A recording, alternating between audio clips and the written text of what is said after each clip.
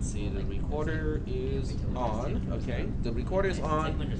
And well, since you guys spend so much time and a lot of hard work to turn in the homework assignment for today, I'm gonna give you guys a little treat. Okay, it's not going to cause any tooth decay. It's not that kind of a treat. Okay, but I think some of you will find it extremely useful, not only to learn how to do app programming, but to get some ideas of techniques and also some ideas of what can be done. Okay, I have been looking for this for a long time, but I finally found it. It's actually the gallery of App Inventor. Okay, that's the keyword you have to search for, and the URL is simple. It's just gallery.appinventor.mit.edu. So it doesn't look like much, but this is basically the YouTube of App Inventor. Okay, so with YouTube, you know what it is, right? YouTube allows you to upload your videos and download the videos from other people. So it's basically a way for you to share your stuff with other people and be able to watch what other people have contributed. This is the same thing, except it applies to App Inventor programs. Okay, so what you can do is just to be what we call a lurker. There's another word for it. People who just kind of lurk around, and not contribute. So you can silently just download whatever you want. Okay, try it out on the simulator. I would not install these things on your mobile device, your actual mobile device. At least not the first time. Okay, but I would definitely do it on a simulator. Okay, using the emulator and play with these things. Okay, so what it is a collection or library of stuff that people have published. So different people publish different stuff over time, and they have different kinds, Gangnam Style. This one is actually pretty old. It has been around for a while. So what I'll do is I'm gonna start up my emulator, and I'll show you some of these projects. AI starter. And you might find some ideas of oh, you know what, I have been thinking about doing this with my project, but I'm still kind of at a loss of how to get it done. The source code is available for everything in the gallery. That is the whole point of the gallery, is you can download the source code, study the source code from somebody else, and figure out the technique to get something done that you want to do. Now, if you feel like it, you can also contribute to the gallery. This one yours? These were for cisp362, your class. Which one? These ones. These are both, I don't know if this was your account or someone. No, it's somebody else's account. From your class. From my class. Yeah, I searched your last name. semester. Okay, so now that I have AI starter running, I can go to AI2. Okay, AI2, not AI23. Oh, well, guess what? AI23 pops up. It's Air India Flight 23. Google is smart, huh? So smart that it scares me.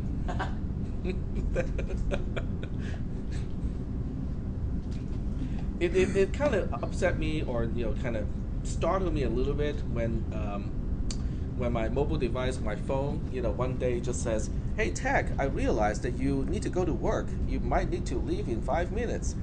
It's like, I never said I have to go to work. I mean, I don't even have a schedule for going to work, that I put up onto Google Calendar. It figured it out by tracking my GPS position and my quote-unquote habit. So it realized, oh, by this time you're supposed to be over there, and it will take you, 14 minutes to get there. So you might want to get into your car in 4 minutes or so. Is that the Galaxy? Huh? Is that the Galaxy? No, mine's a Nexus 5. Nexus 5. But it's the same thing. I mean, it's actually the Google stuff doing it, right? Yeah. And if you have Google goggles installed, it's even creepier. You can take a picture of something. Now, this one really surprised me. Cool. I've seen I took a picture, because I like to track the gas mileage of my car. It's just kind of like a personal obsession thing. So, instead of writing it down on a piece of paper, like what most people do, I just take a snapshot of the dashboard, which reflects the miles per gallon, for that particular trip. So that's easy for me to deal with, and it doesn't use up a lot of storage. I mean, a few megabytes is nothing these days. So, so I took a picture, and then moments later, I heard a little notification from my phone, and it says, "Oh, this looks like the dashboard of a 2005 Civic Hybrid." Yeah, it even recognized the dashboard display of a car, of a specific car. Automatic Google image search for it. Wow. So I was going like, wow, that is creepy. Because if I took a picture of, let's say, the tail or the back of a car where it says clearly this is Honda Civic Hybrid, okay, and it comes back and say, oh, you have a Civic Hybrid, then go like, yeah, okay. So it has character or OCR, right, optical character recognition. No big deal. But I just took a picture of the dashboard, which has no references to Honda Hybrid or anything like that, and it figured it out. Full dashboard was it? If you were trying to just get the mileage. Yeah. Probably not so interesting. Yeah. Do you still have the picture on your phone? Yeah, I do. Let's see it. You can see just how much it really. And then, well, this is not, and you can also go to a national park or someplace, and you take a picture of a scenery or a monument or something that is characteristic of that particular place, and if you turn on Google goggles, it will recognize it. It will come back and say, oh, I can see that this is da-da-da-da-da. Google goggles? Google goggles. Yep. So goggles is it's an interesting app. It's not done on the phone itself. It's definitely done on the other side. It's a server side or cloud side. But what it can do is. Google Glasses later. Yep. And Picasa, is it Picasa? The photo editing handling thing can do facial recognition. Combination facial rec and which is built into their image recognition software. Right, so you can train it and say, this is grandma, this is grandma, this is grandma, this is grandma. So next time we upload a picture with grandma in it, you can search by grandma. You can say, okay, show me all the pictures with grandma in it.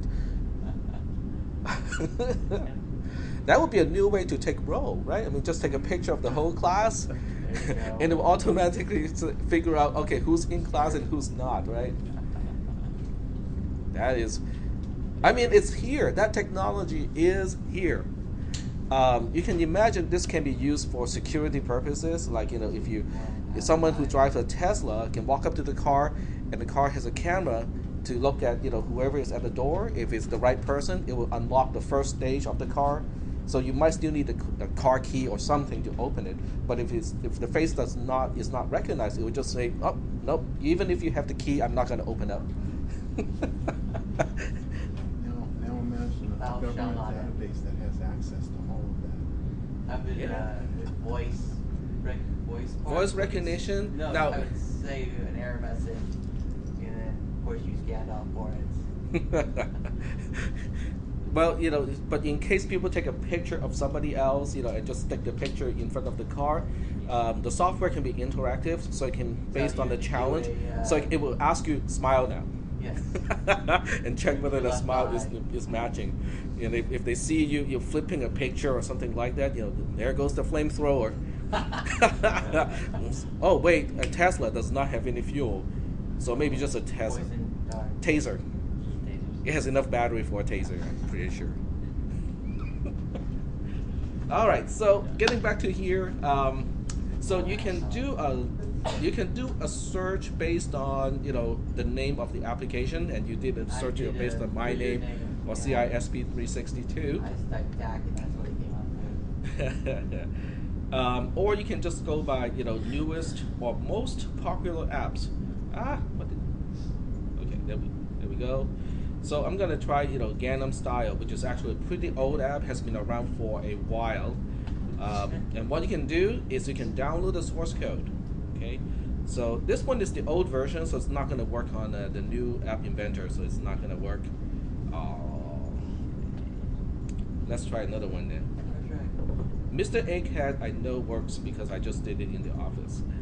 So this one, no, it's not. It's still downloading as a zip file. Does it have to download as an AI. Yeah, it has to be, because in order to upload to App Inventor 2, it has to be an AIA You file. change the extension You to can't AI. unlock the zip No, file? it won't work. Oh. Hmm? Even if you unlock Is the it zip packaged file? differently? Yeah, different source code. It's not the locking part, it's the There it is. format. I see. Okay, so this is a dog breed test, and it's downloading as an AIA file. The file name is checklist7. So let's go ahead and give this one a try and see what it does. I certainly hope it's not something that is inappropriate for a class. But that is something that you can do as well. I mean, you can end up, doing a lot of this stuff at home, and not have any time for anything else. It's like watching YouTube, right? All right, so here's checklist 7. Oh, that's funny. That's lipstick. And we'll go ahead and make a connection to the emulator and run it. Now, the nice part about this is you're not just going to be able to run the application that somebody else has written. You can actually look at the source code. In other words, if you see that a particular app is doing something that you want to do with your project, and you still have not kind of completely figured out how to do it, you can read the source code of somebody else's project to kind of understand, okay, this is how it can be done. Okay, now it will still take some effort on your part to understand somebody else's program, and sometimes that effort is not any less than learning something from the class. But nonetheless, it is a really interesting way to learn about programming, is to read and observe what other people have done. So we'll go ahead and wait a little bit. This question may have been asked before. Hmm? Can you actually put lines of code into what we're trying to do right now? Not really. Not really, because It overrides it. Okay. I tried. It actually complains. Yeah. Well, we're gonna get the dog breed checklist program. There we go. All right. Question: what is the breed? Choose from here. I have no idea what I'm dealing with here. I'm not a dog person. I'm more like a SPCA kind of cat person. First one. Let's pick Yorkie. I say the third one. It's definitely not a Yorkie. So, Okay. next. Still says it's wrong. Right. Okay, it's the first one. Next. So it's basically a questionnaire, right? It's kind of like a quiz. So this one looks like a Husky. I know that one. husky with two He Ks. spelled it wrong. Well, that means that that whoever one. wrote this is a real programmer. I think offense to that one. My mom was a breeder of their closest cousin, the Nami. So I know that. It's not a Chihuahua for sure. Is it a Teddy or is it a Yorkshire Terrier? I'm gonna pick this one. So it has to be a Teddy. Let's look at a little teddy bear. And this dot here, you can see that it moves to reflect this, the progress of this particular questionnaire. So click next. I would just call this a dog with too much hair. I have a feeling that's a Yorkie. Probably the Yorkshire. Yeah. Try the Yorkshire. Oh no? Gotta be the pug. Puff. A puff. No, it's a No. Chihuahua. Oh my god, that's a long-haired Chihuahua. No. I think they misprogrammed it. Oh no, this is a. Uh-oh. They're all wrong. Logic error. It's not a dog. It's Chewbacca when he was younger. Easter egg. Okay, well. What's went wrong? Well, let's look at the source code then. See, now we can look at the source code, go to the blocks and find out, how is it implemented. So they make a list of the questions and also the potential answers. So these are all the potential answers. We are, at this point here. So Puff, Yorkshire Terrier, and Chihuahua. And but the answer is not one of those. Maybe it is. See, it's Teddy for one, and then the other one is Husky. Okay, so it's not. I'm trying to figure out, is it one of the choices? Is it always the third one or the last one or something like that? That is the answer. Okay, but Teddy was the previous one, so that's not. It's not a Chihuahua, I can tell you that. I've got a Chihuahua, so. Yeah. Chihuahua is spelled wrong. And then the So ball, that's the ball is a sprite, okay, so it can definitely get to an edge. If it does get to an edge, it will set the question label to not visible. So once the progress gets all the way to the right hand side, then it will stop the questions. So it will basically turn the visibility of these components to false, so that these components would no longer show on the screen. Global index is initialized to 1, and I think that is basically mapping to the first question. What I have not figured out is, this is the list of all the choices, but what about the answers? Where are the answers kept? There's another list, global. Scroll over Oh, left. there we go, list picker. Where? After picking. Scroll down. Scroll down. There you A go. little over. After picking, there you go. Okay, Sit. global true answer. Okay, so Find where that we have to find the Gotta be global done. variable. is. There it is. Which I think is That's gotta over be it this. right there. Over to the right, yeah. Okay, so it is Yorkshire Terrier for that one. But I picked that one and it didn't. It still marked it wrong, right? Yeah. It did, yes. So, well, that is a good question. Okay, so we'll see Yorkshire Terrier. It looks right to me, but it still marked it wrong. Check Put the a spelling space. in the answer list to the other list. They put a space between Yorkshire and Terrier. This one? Yeah, they put it there, but they didn't put it in the answer list. Oh, okay. Yeah. So there's a space here, but in the answer there's no space? Yeah. Or there are two spaces? It just doesn't. No Oh, space. that's. There it is. Yeah. Aha. Imagine what the space could do. Very good. You guys are good detectives. Yeah. This is why I would never do something like this in a real app. I would declare a global variable and just make it initialized to Yorkshire Terrier. And then for both the answer portion and also for the question portion, I would use the global variable. So this way, if I misspell or if I have one too many spaces or one too few spaces, it will be the same. It would at least be consistent.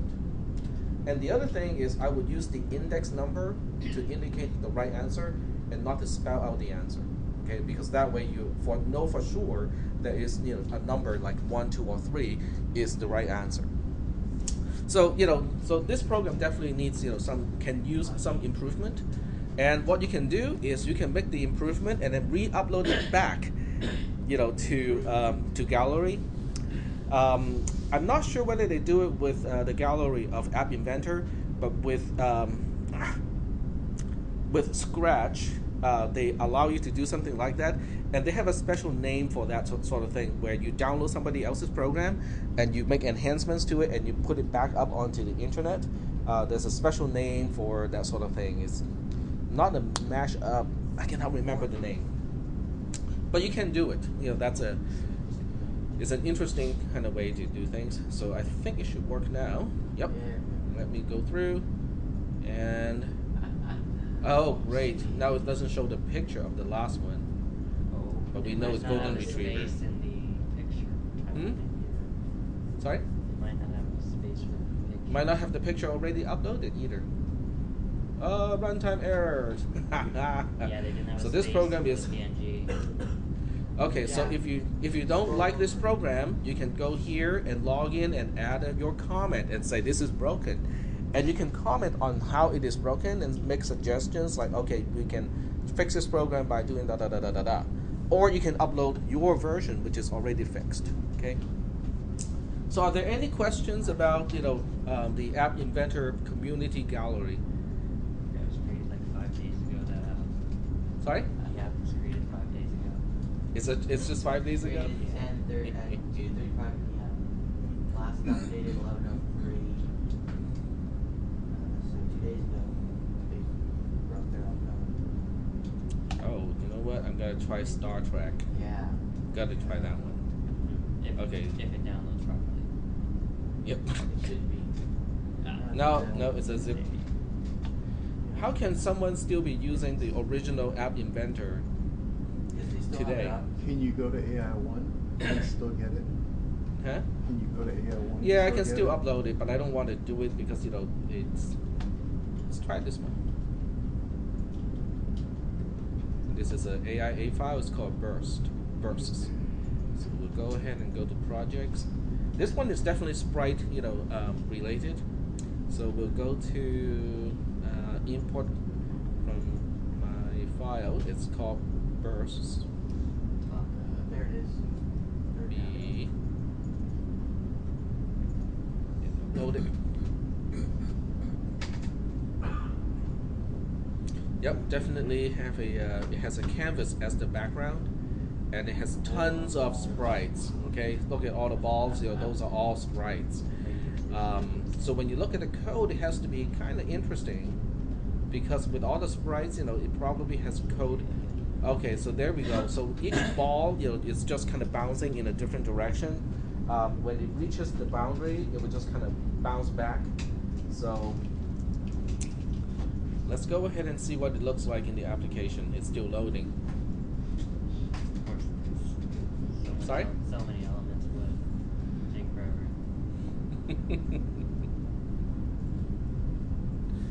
But this gives you an idea of what can be done and how to do something. It might take you a while to locate, an application that relates to your project. But once you locate one that relates to your project, just studying how somebody else is doing, a particular type of application is already useful. Okay, just reading somebody else's work is already useful.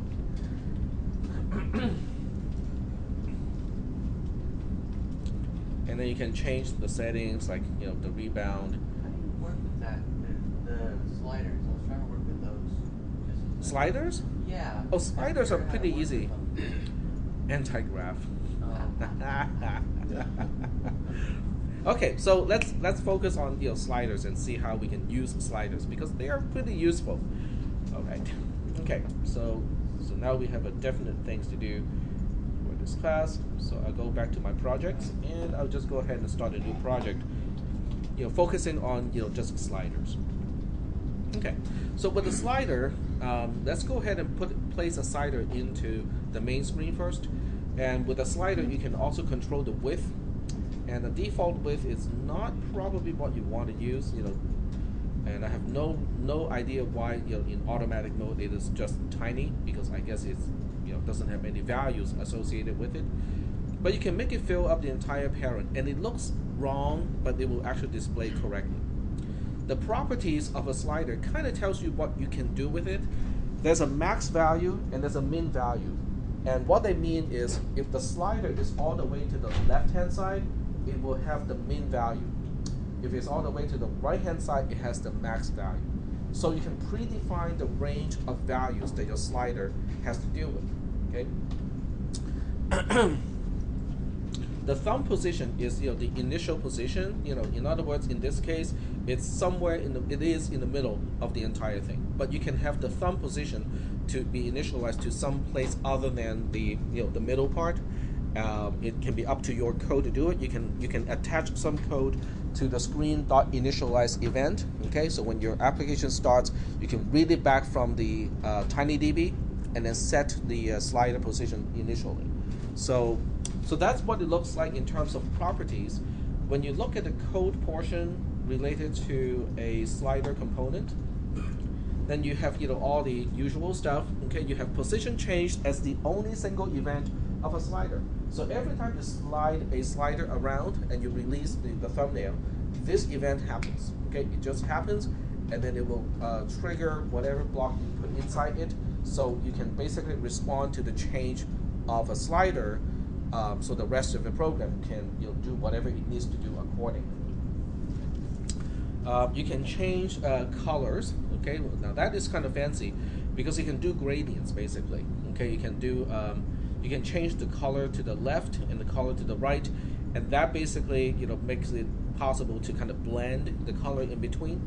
Okay, so we can We can certainly try it. I mean, do it right here.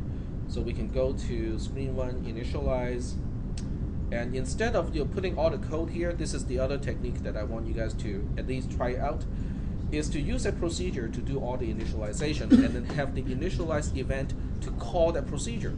So this gives you the possibility of having a button that can do all the initialization also. And that is really helpful when you're debugging using AI too, because once the screen starts, it doesn't trigger initialize again. Okay? So I would put all the initialization into this particular procedure, which I'll just call, initialization or something like that. Yep. Can you initialize somewhere in the middle of a program? I mean, you said that particular thing does not initialize again, but is there a block in there or that you could use to reinitialize? You can have a button to do it. Okay. You can use any of the triggers, to do the initialization. But I'm putting all the initialization logic into a procedure, so this way I can trigger the logic or invoke this code from anywhere in the program. So I would change the left-hand side of the slider to blue, and then change the other side, or I change the left-hand side to blue and then the right-hand side to red. So this is kind of like a thermostat kind of setting, cold, hot, and stuff like that. So we'll go change the color right to a red color. So we'll pick up red here and just attach it here. Okay. And then in initialize, I can call the procedure. To call or invoke the procedure, you just pick up the call initialize block here and slap it here, and it works. Okay. The program is not going to work at this point because the screen is already pre-initialized, so it's not going to do anything. Which means I need to have a trigger, which can be done easily by a button to trigger that. So going back to the blocks, you go to my button 1 and say when it is clicked, also call initialize. So I drag the call initialize block here, go back to my emulator, click it. It doesn't show anything. Oh, it does. Okay, I have to click it first.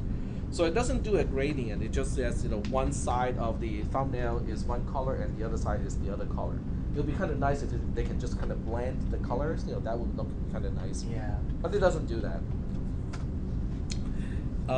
So are there any questions about this part at this point? No? Okay.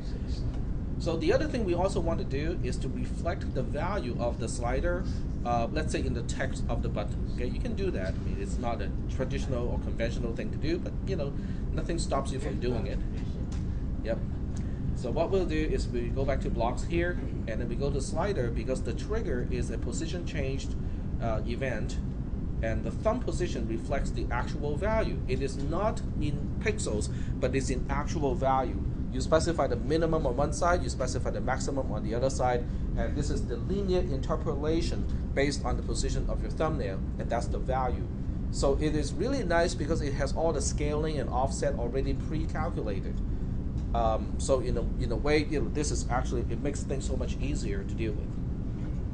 So what we'll do is we'll simply change the text of button 1. So we go to the caption or text, probably text, of button 1, and we set it to just the thumb position. There we go. And the application is still running, and we can now slide it around. You can see how the value is now reflected in the text of the button. And it doesn't wait until you drop or release the button. Every time you slide and change the value, it gets one event, and as a result, the text of the button gets reflected, or reflects the value right away. So this can be a really handy way for someone to enter a number. So instead of having a text box and allow your free form value entering, this is much better because people cannot enter something that is not a number or a number that is out of the range, the expected range. But in order for this to work, it has to be something that has a definite minimum and a maximum, and it cannot be too much. Because if you use a slider to select one day out of a year, that's not going to work very well, right? Now selecting a month is okay because there are only 12 months in a year, But then you have to change it so that it doesn't reflect a decimal number, because you cannot say, oh, this is somewhere between June and July is June and a half. Okay, that June 0.5 doesn't work, right? So you have to kind of round it up and reflect that accordingly. But it is an interesting way to input numbers, okay, to control, like for setting time. I think this would be a good way to set time, okay, hour, minute, and second. That's not a bad way to enter a time. All right. Any questions about how to use a slider? Did that answer your question? Yeah. Okay, very good. Very helpful. Sorry? That was very helpful. All right. I'm glad that it's helpful. Anything else? Any other components you want me to kind of explain or look into? Spinner. Spinner. Yeah, it's right under slider. Question. Yep. For the slider, does it always have to be a real value, or can it be integer value? I think the value is always a real value, but instead of displaying it the way it is, you can do some processing before you display it. So you can round it before you display it, then it becomes just an integer. So, okay, let me just kind of go back here and explain what I meant by that. So with this particular program, if you don't really care about the decimal part of a number, when you set this number here, don't use just the thumb position. Instead, go through the math, and I'm pretty sure it has a way to do some rounding. So it has round, ceiling, and floor. So you can pick one of those. Most people would use round in this particular situation. So you put round here, which rounds a decimal number to an integer. So now you're printing just the integer value, even though the slider still knows its value as a floating point or a real number. But what is being displayed is just the integer value. And we want to double check and verify that really is the case. And you can see now it's only displaying integers. Yep. You can even make it go by steps, like by steps of 5 or so on. In that case you have to do a division and then do a multiplication. Do a division, a round, and then a multiplication. Then you can make it go by 5, go by 4, go by 3, go by whatever multiplier that you want to use. Right. So the next question is a spinner. Yep. How would you be able to change how many thumb positions you'd want on the slider? You cannot. There's no way to Yeah. change that. So you can make it so that it doesn't change the value here if you're somewhere in between something. Okay. You can also display a scale if you want to, but the scale is going to be a little bit tricky because there's no actual ability to display a scale. So any attempt to display a scale, you have to do it using a canvas.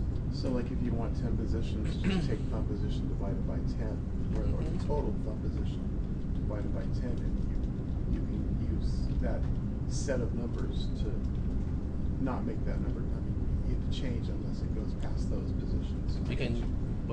You can use math to do it, right? I mean, Right, what you can exactly. do is to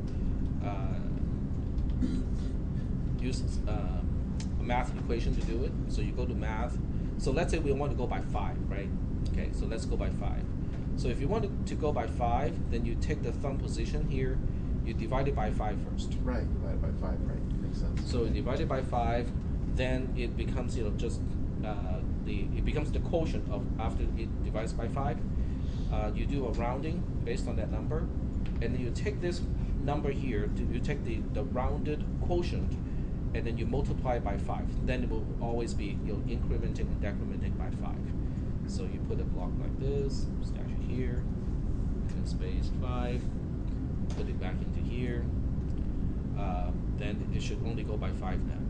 See, 20, 25, 30, and so on. Yep. I have another question. Yep. Let's say I'm making a game and I have a score. And I want to submit the user's name that they set and the score to a scoreboard. How would I go about doing that? Well, it depends on how you are maintaining the scoreboard. If it is local, you can use a TinyDB. That would be a pretty easy thing to do. No, I want to have like a web where the app sends the user's name that they've set plus my score up to the website. if you don't really care about security, it's easy to do. What you do is you use a web component, and then you formulate your URL to include the two parameters, one parameter for the name and one parameter for the score. You probably want to make sure it is going to be URL encoded, so that special characters like space and whatnot, they turn into like I think %20 for space or something like that. Yeah. So it can do that. It can do all that stuff already. The web component has abilities to do all that. But that will not. And then on the other side, you have a PHP script or Perl script or whatever that will take the parameter and update a database that is stored internal. But the problem with this has to do with security, because someone can spam your website and just record like a super high score, artificially record a super high score.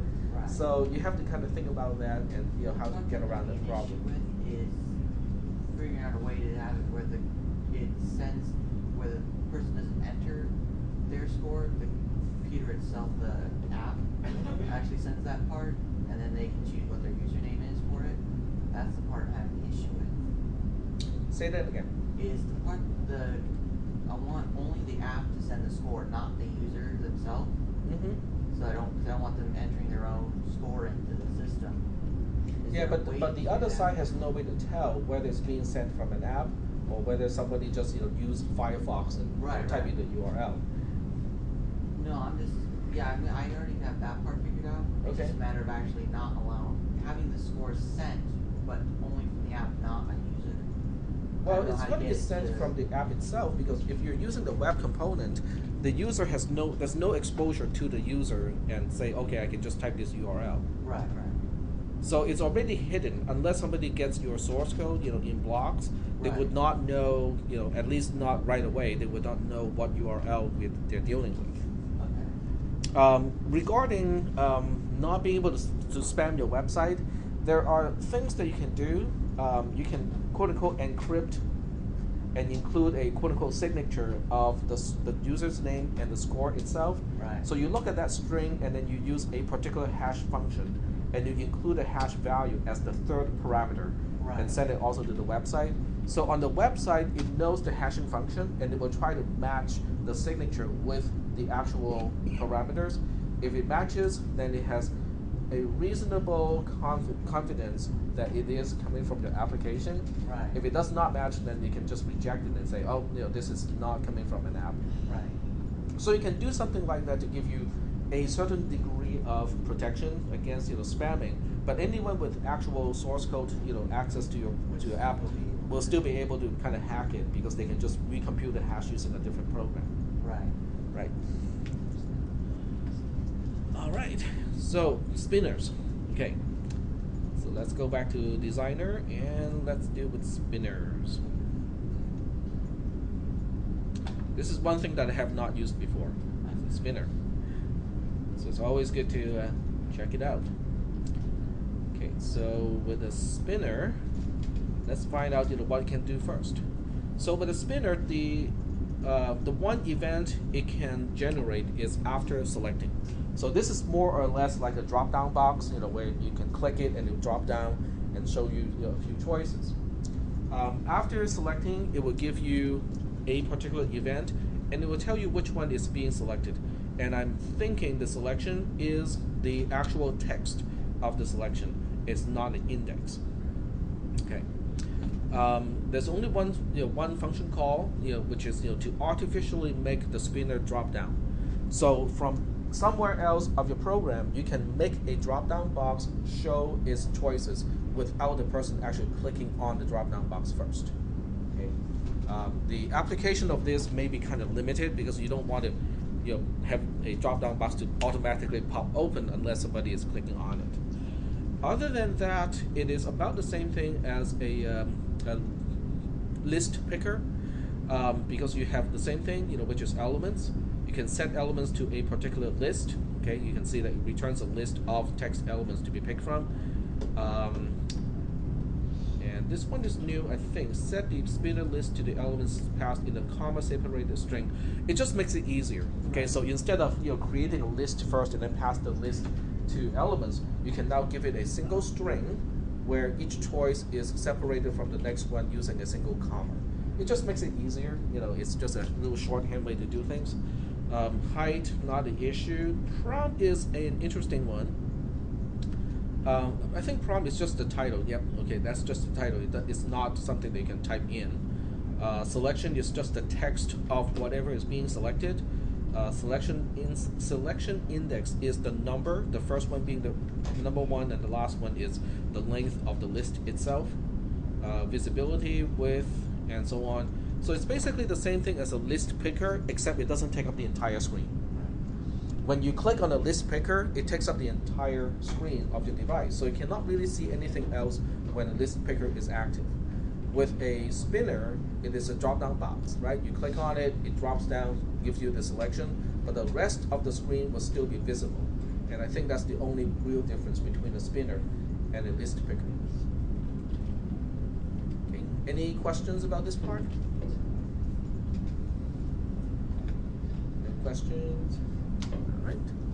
Is anyone using any particular sensor? Like, I think someone is trying to make a jog sensor or a exercise meter. So have you tried it out and see if it works?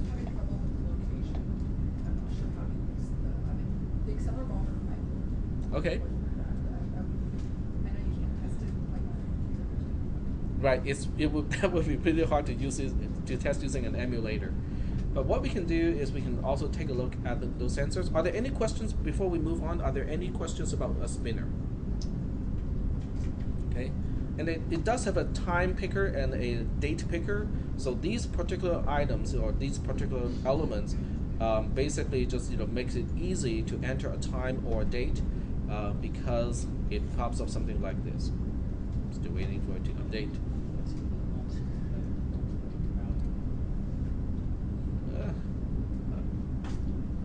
Oh. If you wanted to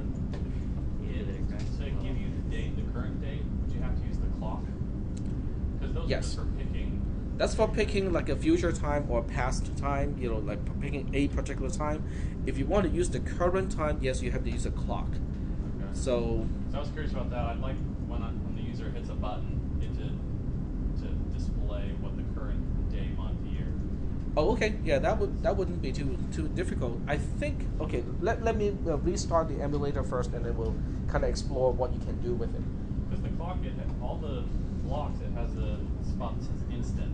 Right. And I'm not sure what that. Okay, the so-called instant is the internal representation of time, which is really hard for a human to understand because it's probably in the number of milliseconds since the beginning of 1970. Because all Unix type operating systems keep track of time using that standard. Because I guess 1970 is the first year or the year where Unix was released. When time began.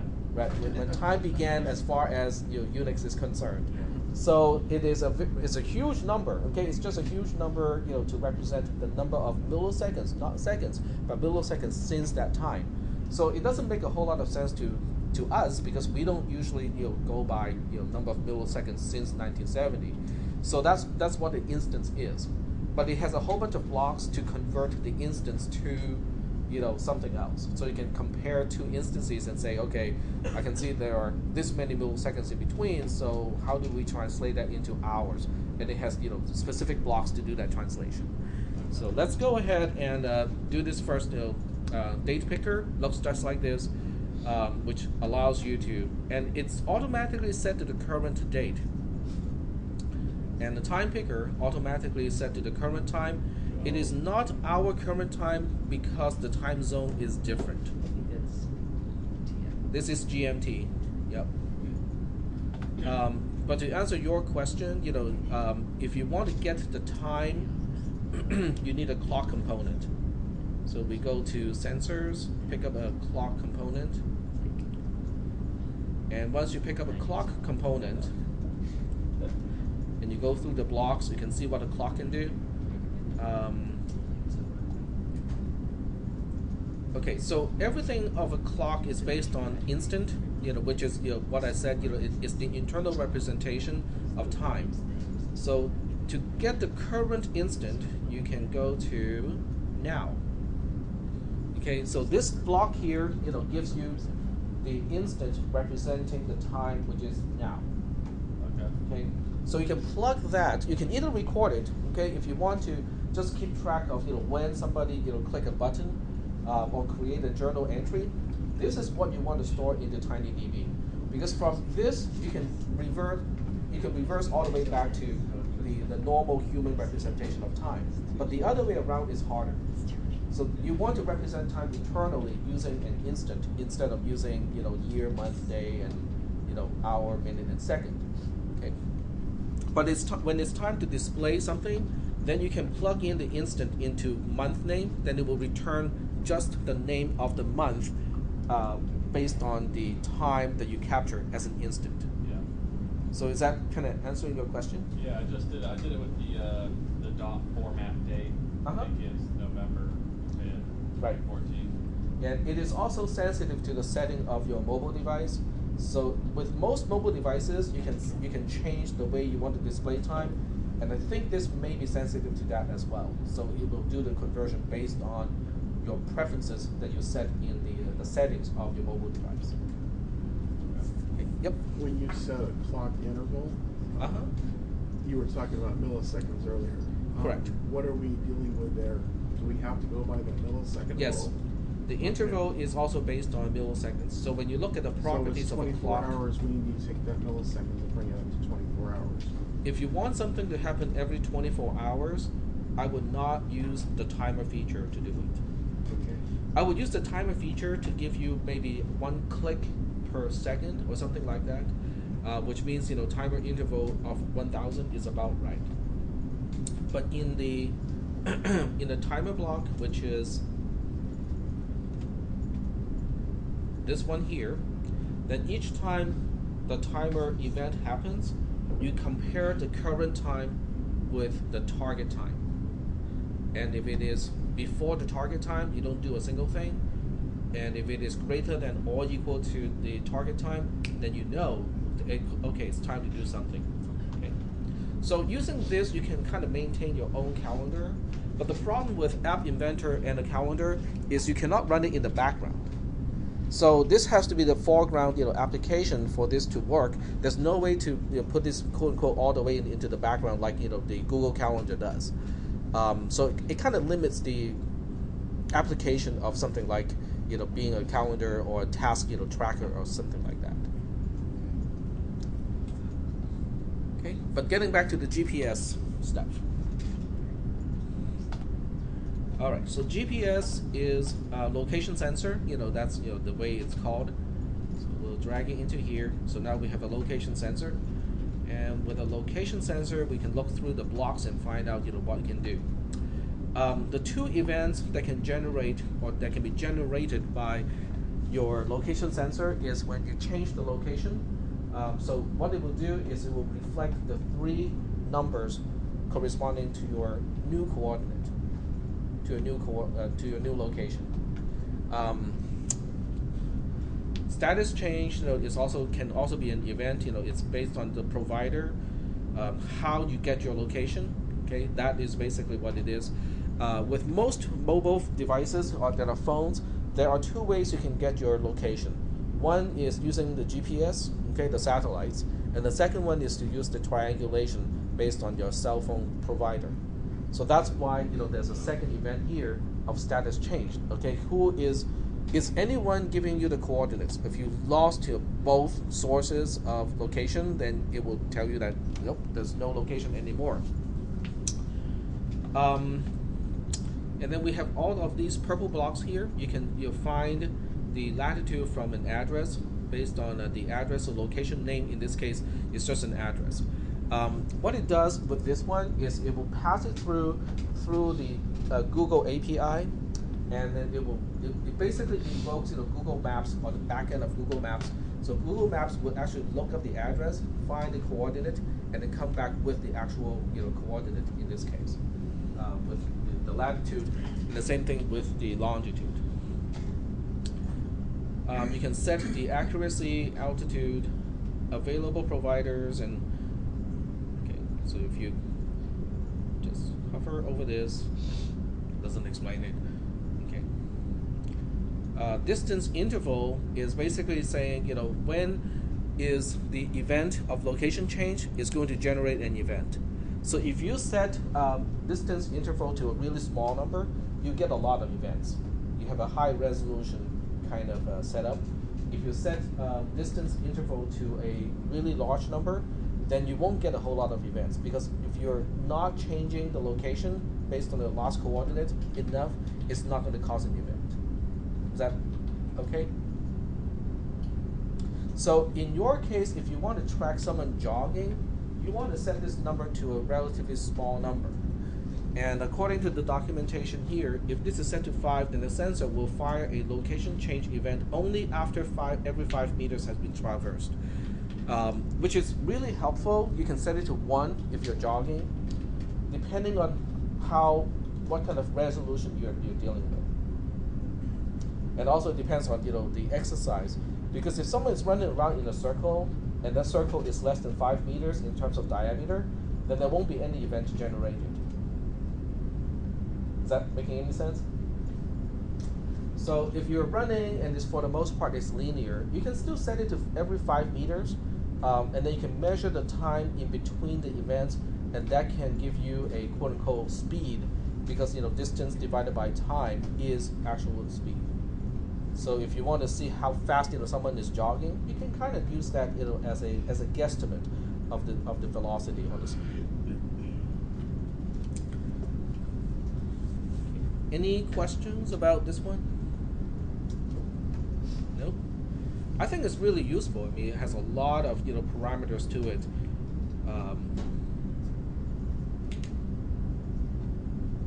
Any other questions? This one I cannot show using an emulator because it doesn't have any actual GPS ability. Was it that distance interval? That'll calculate distance in any direction. Like It doesn't give you direction, unfortunately. But I mean, it won't give you the direction. Like, say you're running up a hill, it'll still measure that distance. Like, I don't need to calculate the distance with the altitude and longitude. Correct. It should. I'm not 100% sure, but it should take both the longitude, latitude, and altitude into consideration. So it will give you the actual distance between 2 points. I don't think it's going to matter too much unless you're running up a really steep hill.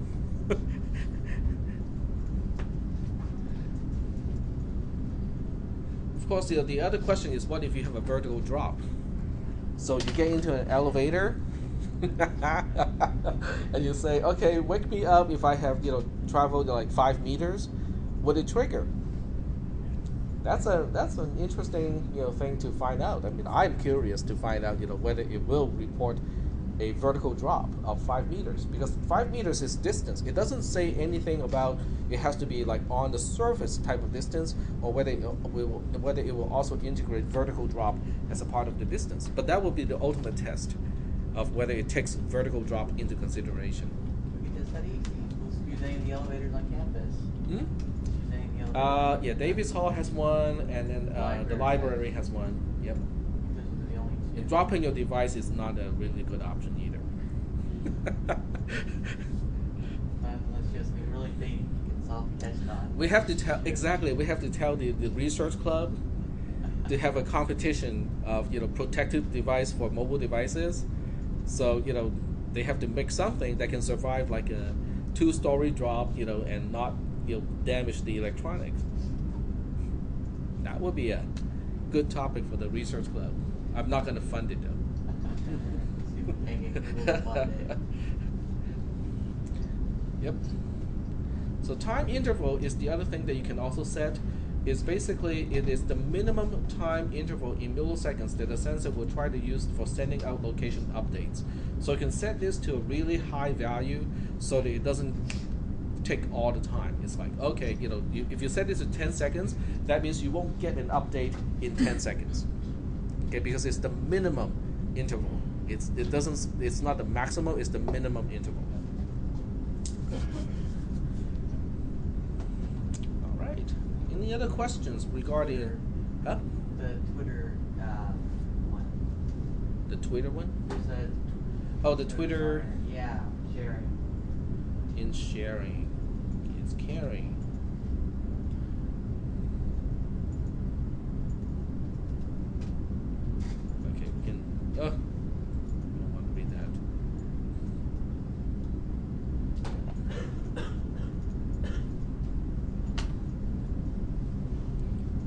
so let's see what we can do with Twitter.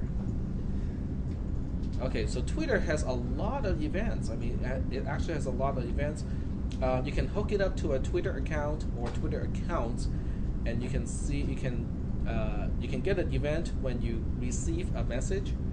If when your followers received. Okay, what is that? Oh, there we go. This event is raised when all of the followers of a logged-in user requested through request followers have been received. A list of the followers can be found in followers parameter or the followers property.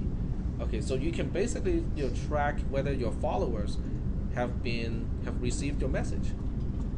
Okay, because if someone is offline, then that person or that particular follower won't be getting your message, and this won't generate. This event will not happen until it has confirmation that all of the followers of a particular account has received the message. Doesn't mean that they have read it, but they have received it. Okay. That'd be nice if you have a private Twitter feed. Yep. That's being messaged by a server directly to the command line line that you use. So you can know whether or not I can see a lot of as root have received. I can see a lot of smart mob application right here. Friend timeline received. This event is raised when the message requested through request friend timeline has been retrieved. The timeline parameter and the code timeline properties will contain a list of lists where each sublist contains a status update of the form, username, and a message. That's actually pretty cool. That is really cool. Is authorized. Okay, so this event is raised after the program calls authorize if the authorization was successful. It is also called after a call to check authorized if we already have a valid access token. After this event has been raised, any other methods for this component can be called. So this is basically the one thing that you have to wait for after you authenticate. Then you have to wait for the is authorized event to happen before you can actually use your Twitter account. Mentions received. I don't use Twitter, so this is kind of new to me. This event is raised when the mentions of the logged in user requested through request mentions have been received. Is that kind of like referring to somebody else's stuff, in Twitter? Sorry? Referring to their username. Okay. You mentioned their username in the tweet. I see. So if somebody mentioned your name, this will generate. Yes. Search successful. This event is raised when the result of a search request through search successful has been retrieved. A list of the results can then be found in results parameter or the results property. Okay. I have not used this either since I don't have a Twitter account, but it sounds like you can do a lot of stuff in the background. This has nothing to do with the user interface. So for any application like a jogging program, if you want to if you reach a certain goal and you want to automatically notify people that I have just reached a particular goal, this can be happening in the background. And you can even have a subscription list, like you can be competing with a friend. And whoever gets to the goal first can send a message, through a list, and that can be interesting. You can be getting a lot of updates, automatically through your app. Basically, you're using Twitter as a distribution center. But the nice part is when you receive a message, your app can process that message. In other words, if the message is formatted correctly, like using JSON encoding and stuff like that, you can have apps or mobile devices talking to each other, and not even on a one-to-one basis. It can be one-to-many basis, and have your application to basically go in the background and talk to other installations of the same application on different mobile devices, and all happening in the background with no user interaction. No one has to press a button or anything like that. Now that is a really kind of interesting possibility right there. Okay, Because otherwise, you have to make your own website, you have to write your own PHP script, you have to deal with your own MySQL database, backend and whatnot. If your application doesn't need to store a lot of stuff, it just needs to communicate with other mobile devices in real time, this may be a way to do it. You just have to set up your Twitter account and the follow list, accordingly. That can be that has a lot of possibilities.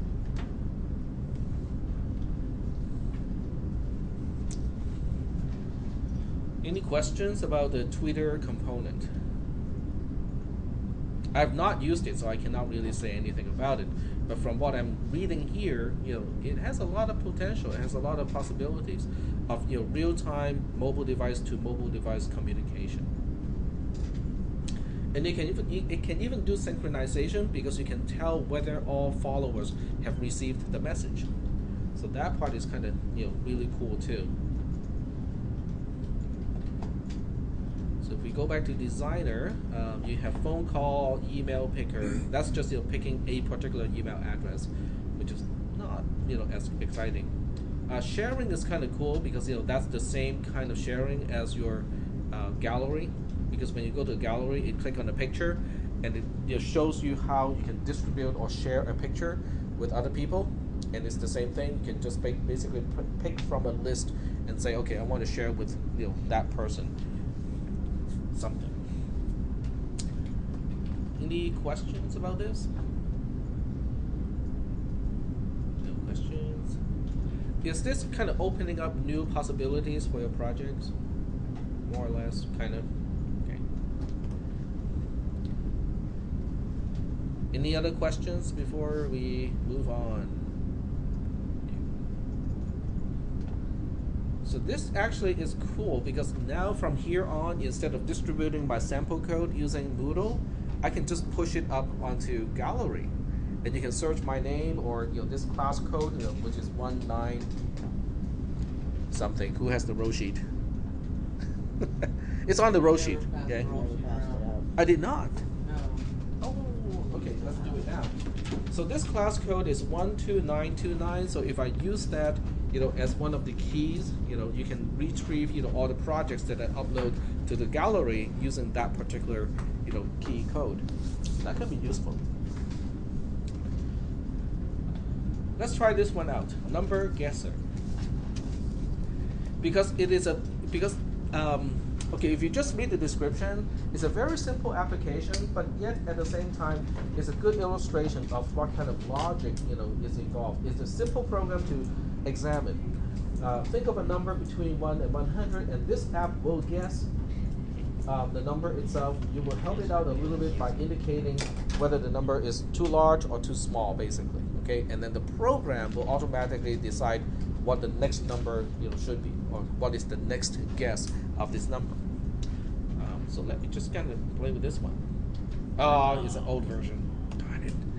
They keep using the old version, even though this one was created last year. They should have been using the new version already. I have a small question about the sharing function. Mm-hmm. Is that basically sharing with your contacts? I mean, I know you can send a message. Is that what it does? It shares, or do you know much about it? Like you just kind of look into it? No, I do not. Okay, that's fine. Let's I'll find just out. Look into it and see. No, we can find it out in the class. Okay, so this is what sharing can do. Not really a whole lot. I mean, not really a whole lot that Right, you I can don't do. see a prompt to ask for who you're sharing with. It has to be a file. Okay, sharing file, share file with message, and I think when you call it, then it will pop up a selector. That's what I think. It will pop up when you are ready to send it. I see. Well, this one is easy to test. I mean, even the emulator can run it, so we can test it. So we can attach it to. I'm just lazy. Let's make a new button. Let's not be too lazy. Okay, I'm gonna attach a new button here to trigger the sharing, and then see what happens. I think what it will do is it will pop up the selection, like do you want to share by email, text, Gmail, and if you have already installed your Dropbox and other ways, maybe it will pop up those things too. So we'll give it a try. So we'll give it a try, go to blocks, and this time we attach it to the second button. So we have button 2, and it's clicked. Then we go to sharing, and we just want to share a message. Okay, that's the easy one. Okay, and the message is saying, I did it.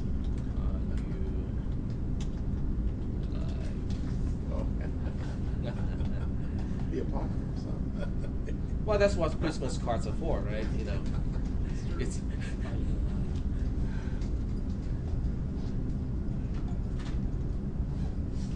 Okay, so click it.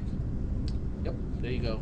Oh, okay. So it pops up a box and say, you know, who you're sending to. Great. Awesome. But it doesn't really share with. I think that's. Can it be an email address? Okay, let's see. Okay, now you can send, you know, SMS, MMS multimedia text, right? Multimedia message service. Okay. Oh, Let's see if it works. so you can do it from text and video. That's good. I don't know. It doesn't give me a choice. It doesn't give me a choice of, you know, sending it by email. But that may be because I don't have any email account set up here. So if you have an email account already set up, maybe it will give you choices of, do you want to share by this, or this means. But but since it's an emulator, I don't know for sure. What is it? It's not going to be able to send it, right? I mean, it's not hooked up to any cell tower. You'd think they would be able to do it through the internet, though. I wouldn't count on that. I would not count on it. Thank you. Yep, sure. And obviously you can also, it's under media. Was it? No, it was not under media. It was under social. Yeah, there we go. So if you go to sharing, find out. Sharing is a non-visible component that enables sharing files and or messages between your app and other apps installed on the device. The component will display a list of installed apps that can handle the information provided. So in this case, you know, because there's nothing installed, right? Gmail is not installed, email is not installed, nothing. You know, Facebook is not installed, Twitter is not installed. So it doesn't give me any other way to communicate, and it's only making the assumption that SMS is available. So that's why it was defaulting to only SMS.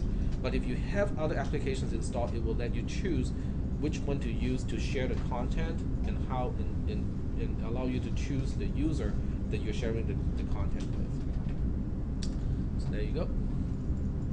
It can be helpful because you can actually share a file. You can send a file to through this particular component. So that means, you know, we already talked about the ability to create a file, right? So once you create a file, you can use this mechanism to send that file also using, you know, one of the many ways to send that file. So that could be useful. Any other questions? I think we opened up a lot of possibilities today. Okay, I think the Twitter one is particularly interesting because it basically can save you a lot of trouble of not having to maintain your own website if you are after, you know, communication with other mobile devices. I mean, certain types of communication that can be done, but nonetheless, it is still a possibility. And you can combine, you know, the Twitter component with JSON encoding and JSON decoding. Then you can send just about anything over to the other side because it can be encoded and decoded as lists. And once you have that ability, the two mobile devices can now communicate in a very flexible way. So there's a lot of possibility there. What App Inventor is really lacking, as far as I'm concerned, is a way to do encryption. There's no way to send anything encrypted. Huh? Encryption, like, you know, protecting the content that you're sending. So there's no interface to do any type of encrypting.